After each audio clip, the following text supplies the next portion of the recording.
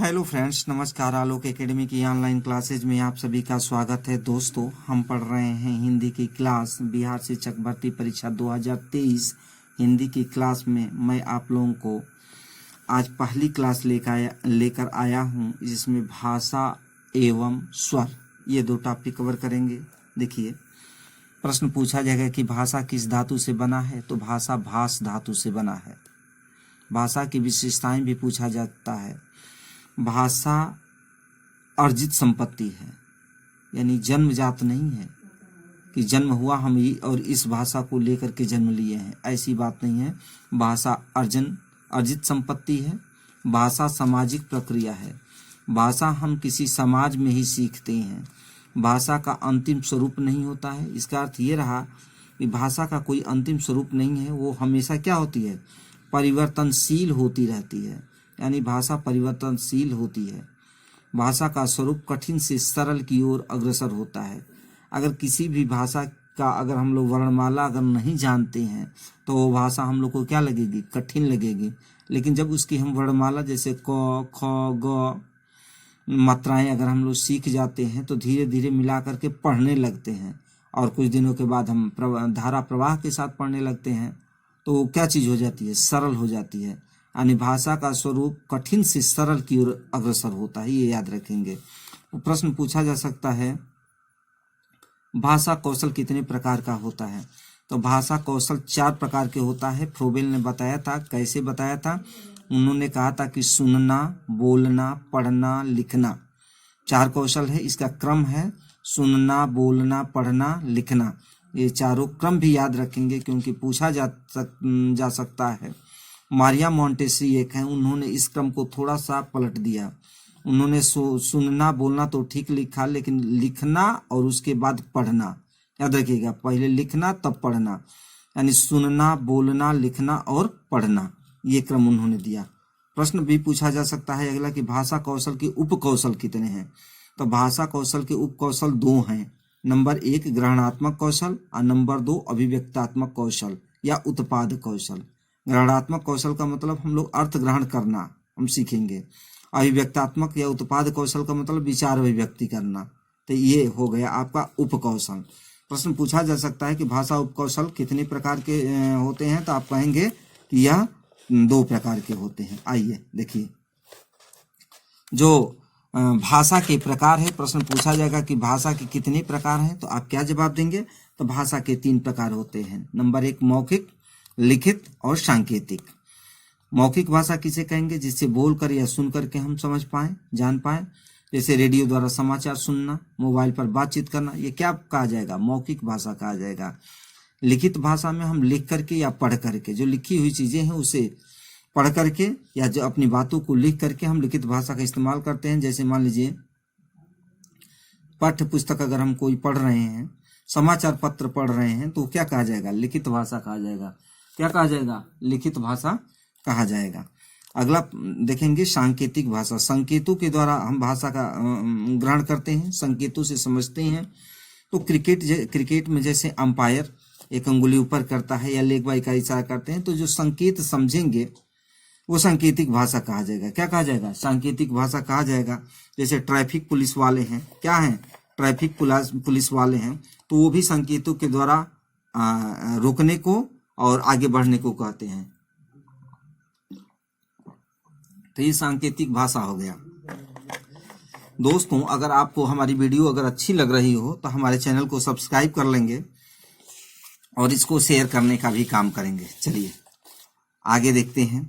अगर प्रश्न पूछा जाए आपसे कि सबसे सरल भाषा कौन सी है, सबसे सरल भाषा कौन सी है, तो वो है मौखिक भाषा। सबसे सरल भाषा कौन सी है? मौखिक भाषा है। सबसे कठिन भाषा जो है वो सांकेतिक भाषा कहा जाता है। क्या कहा जाता है? सांकेतिक भाषा कहा जाता है। अगर संकेत समझ गए तो वो आसान हो जाएगी, लेकिन अगर संकेत नहीं समझते हैं तो वो सबसे कठिन भाषा कही जाती है। इसीलिए कहा जाता है कि सांकेतिक भाषा क्या है? सबसे कठिन भाषा है। एक प्रश्न ऐसे आता है कि भाषा परिवार के आधार पर हिंदी किस परिवार की भाषा है, तो इसे भारोपीय परिवार की भाषा कहते हैं। याद रखेंगे, भारोपीय परिवार की भाषा हिंदी है। प्रश्न पूछा जाता है कि हिंदी की आदि जननी, तो आदि जननी किसको कहेंगे? संस्कृत को कहेंगे, क्योंकि संस्कृत से ही हिंदी बनी है। अब देखिए कैसी बनी है। देखिए संस्कृत दो, एक वैदिक संस्कृति और एक लौकिक संस्कृति। संस्कृत के दो रूप हुए, वैदिक संस्कृति और लौकिक संस्कृति।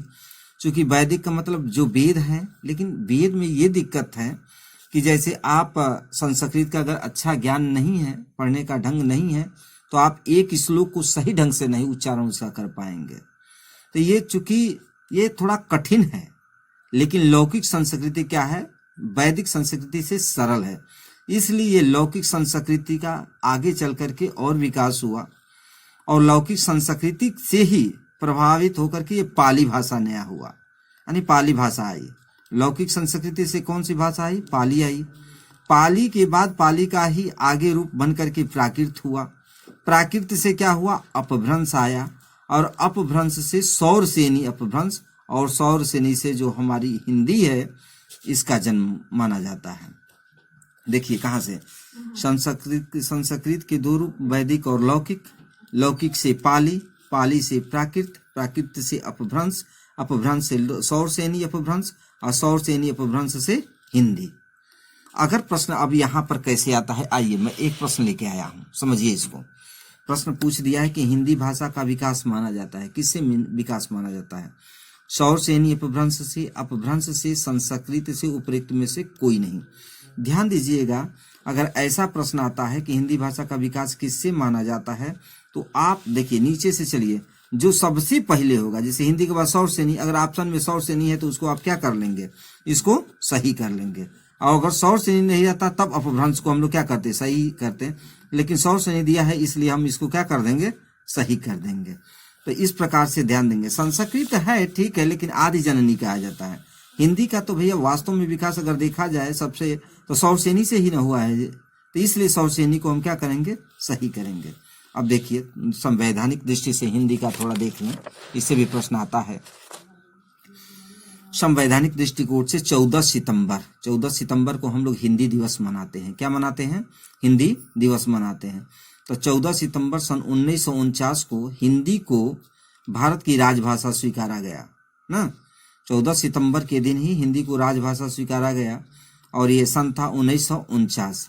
वर्णन कहाँ है, तो भाग 17 में अनुच्छेद 343 से 351 तक हिंदी को राजभाषा के रूप में वर्णित किया गया है। आप इसको ध्यान में देंगे। अब देखिए एक मातृभाषा पूछा जाता है कि मातृभाषा क्या है, तो देखिए मातृभाषा जो है यह है माँ, परिवार या समाज की भाषा को कहते हैं। मातृभाषा असल में तो कहा जाता है माँ की ही भाषा को, लेकिन देखिए जिसका माँ नहीं है तो क्या वो भाषा नहीं सीखेगा, क्या सीखेगा।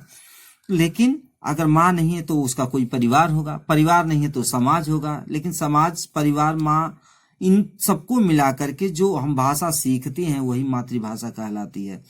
क्योंकि मातृभाषा में हम सहज अभिव्यक्ति अपना कर सकते हैं। सबसे सहज अभिव्यक्ति अगर करना है, अपने विचार अभिव्यक्ति करना है, तो हम अपनी मातृभाषा में ही सही ढंग से कर पाते हैं। अब देखिए व्याकरण पूछा जाता है, व्याकरण के अंग, व्याकरण के कितने अंग है, तो 3 अंग है। सीधा सीधे या प्रश्न आएगा कि व्याकरण के कितने अंग है, तो व्याकरण के 3 अंग है। कौन कौन, तो वर्ण, शब्द, वाक्य। वर्ण विचार, शब्द विचार, वाक्य विचार। प्रश्न पूछा जाता है कि व्याकरण के कितने अंग है, तो 3 है। भाषा का सबसे बड़ा अंग क्या है, तो वाक्य है। वर्ण कैसे बनता है, तो ध्वनि से बनता है। वाक्य किसके युग से बनता है, तो शब्दों से बनता है। शब्द किसके युग से बनता है, वर्णों से बनता है। भाषा की सबसे छोटी मौखिक इकाई, देखिए ये 3 प्रश्न एक साथ देखिए। भाषा की सबसे छोटी मौखिक इकाई, जब मौखिक कहेगा ना जी तो आप ध्वनि कहेंगे, लेकिन यही प्रश्न कहे कि भाषा की सबसे छोटी लिखित इकाई अगर कह दे तो आप वर्ण कहेंगे। अगर मान लीजिए मौखिक अगर लिखित कुछ न दे, सीधा सीधा प्रश्न जो मैंने नोट करके रखा है, भाषा की सबसे छोटी इकाई या अंग कहे तो आप क्या कहेंगे, वर्ण कहेंगे। क्या कहेंगे, वर्ण कहेंगे। आगे देखेंगे, अर्थ के आधार पर सबसे छोटी इकाई अगर पूछता है तो आप शब्द कहेंगे, और भाव के आधार पर सबसे छोटी इकाई अगर पूछता है तो आप वाक्य जी इसका जवाब देंगे। देखिए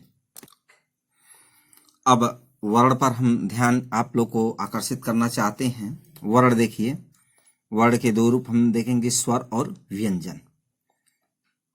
मैं क्लास को ज्यादा लंबा नहीं खींच रहा हूँ, कम समय में ज्यादा बताना चाहता हूँ, तो इसलिए आप सीधे सीधे नोट कर लेंगे और याद कीजिए, रट जाइए।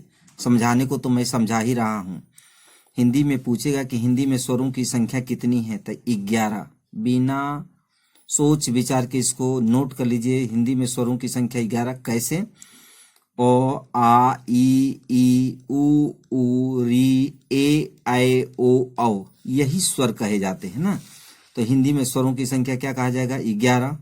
अंग और अह जैसे छोटी क्लास में हम लोग को 21 से में साथ में मिलाकर पढ़ा दिया जाता था, जबकि अंग को अनुस्वार कहते हैं, अह को विसर्ग कहते हैं। प्रश्न अगर पूछे हिंदी में स्वरों की संख्या कितनी है, तो आप क्या कहेंगे? 11 कहेंगे। देखिए, अब स्वरों के प्रकार हम देखेंगे। स्वरों के प्रकार किस प्रकार से समझेंगे, प्रश्न कैसा पूछ रहा है, उस पर सब पर ध्यान दीजिएगा। स्वर के प्रकार कहे कि उच्चारण में लगने वाले समय के आधार पर स्वर के प्रकार बताइए, तो कहेंगे कि 3। उच्चारण में लगने वाले समय के आधार पर पूछेगा तो 3, जैसे ह्रस्व स्वर, दीर्घ स्वर और प्लुत स्वर कहेगा ना। तो ह्रस्व स्वर को किन किन नामों से जानेंगे? देखिए, ह्रस्व स्वर को लघु स्वर कहा जाएगा, एक मात्रिक स्वर कहा जाएगा, मूल स्वर कहा जाएगा। इसका संकेत है, जैसे 1 लिखते हैं ना, तो एक ऐसे खड़ी लाइन कर देंगे तो आप इसको संकेत करेंगे। जैसे अगर मान लीजिए दोहा या चौपाई में अगर हम लोग को मात्रा गिनना होता है, तो एक अगर लघु स्वर है तो ऐसे एक खींच देते हैं। मूल स्वर एक मात्रिक या लघु स्वरों की संख्या कितनी है? 4 है। कौन कौन से हैं? ओ, ई, उ, री। दीर्घ स्वर में देखिए, दीर्घ स्वर या जैसे गुरु स्वर या द्विमात्रिक स्वर या संधि स्वर भी कहते हैं, इसकी संकेत मात्रा गिनते समय हम लोग अंग्रेजी के जैसे एस बनता है ना, वैसे इसको लिख देंगे ना। तो ये संकेत है। ऐसे मात्रा गिनते समय अगर दीर्घ स्वर है तो उसके नीचे ऐसे लिख करके हम लोग उसके स्थान पर 2 गिनते हैं। संख्या है, दीर्घ स्वरों की संख्या, गुरु स्वरों की संख्या 7 हो जाएगी। कौन कौन सा? आ, ई, उ, ए, ऐ, ओ, औ। देखिए 3 3 6 1 7 हो गया आपका। प्लुत स्वर किसे कहेंगे? देखिए, प्लुत स्वर क्या है? जैसे वे स्वर जो लंबे समय तक लगातार उच्चारित किए जाएं, लंबे समय तक लगातार उच्चारित किए जाएं, जिसमें 2 से अधिक मात्रा का स्वर लगे, जैसे ओम। तो यहाँ पर देखिए, ये जो दिखाई दे रहा है हिंदी के 3 जैसे बन रहा है ना, तो यहाँ पर प्लुत स्वर है ना।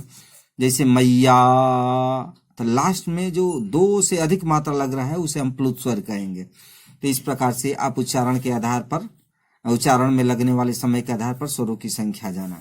अब देखेंगे ओष्ठ के आधार पर, यानी किसी स्वर को बोलते समय हमारी ओठ की चेष्टाएं किस प्रकार बदलती हैं, तो उस पर हम ध्यान देंगे।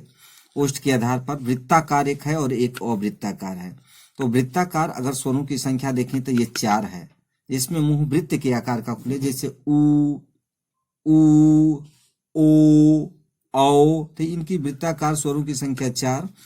अवृत्ताकार की संख्या 7 है, जैसे अ, आ, ई, री, ए, ऐ। एकागत स्वर होता है, जैसे आ के ऊपर ये जो चंद्र केवल है तो इसे हम लोग आगत स्वर कहते हैं। तो आगत स्वर जो है ये वृत्ताकार होता है, ये आप याद रख लीजिएगा। अब जीभ की क्रियाशीलता के आधार पर स्वरों के प्रकार देखिए। जीभ की जो क्रियाशीलता है उसके आधार पर स्वरों के प्रकार, नंबर 1 अग्रस्वर, मध्य स्वर, पश्च स्वर, 3 है। अग्रस्वर यानी जीभ की आगे वाले भाग से जो बोला जाए, ई, ए, ऐ, री। मध्य वाले भाग के जीभ से, जैसे अ, इसे उदासीन स्वर भी कहते हैं, जो मध्य से बोला जाता है। अजीब के पीछे से जो बोला जाता है उसे पश्च स्वर, जैसे आ, उ, औ। तो ये पश्च स्वर हो गए। तो अग्र स्वर, मध्य स्वर और पश्च स्वर। आइए, तालु की स्थिति के आधार पर अगर हम स्वर के प्रकार देखते हैं तो समृत, अर्ध समृत, विवृत, अर्ध विवृत। समृत में देखिए ई, उ, री, ये समृत हो गया। अर्ध समृत में आप ए, ओ। विवृत में आ और अर्ध विवृत में अ, ऐ, औ। ये तालु की स्थिति के आधार पर बनावट से देखेंगे। प्रश्न आता है सजाती स्वर और विजाती स्वर किसे कहेंगे? देखिए, सजाती स्वर समान जाति का अगर स्वर है तो उसे सजाती स्वर कहेंगे, जैसे ओ, आ, ये एक क्या है? सजाती स्वर है। ई क्या है? सजाती है। उ, ये सजाती स्वर है। विजाती किसे कहेंगे? असमान जाति वाले स्वर जब एक जगह आ जाए तो वो विजाती स्वर कहलाते हैं। जैसे अ के साथ ए आ गया, अ ए विजाती हो जाएगा। ई के साथ ओ आ रहा है तो ये क्या कहा जाएगा? विजाती स्वर कहा जाता है। तो दोस्तों, आज की वीडियो आपको कैसी लगी? देखिए, मैंने स्वर और भाषा तो भाषा पहले बताया कि भाषा अर्जित संपत्ति है ना, भाषा भाष धातु से बना है। तो इन सब प्रश्नों को आप ध्यान देंगे। कल मैं व्यंजन शुरू करने वाला हूं, तो कल मेरा व्यंजन कंप्लीट हो जाएगा। तो आप कल की वीडियो देखना न भूलें, आज की वीडियो को नोट कर लें, याद कर लें और बिहार शिक्षक भर्ती परीक्षा के लिए पूरी तरह से तैयार हो जाए। लेते हैं विदा, धन्यवाद।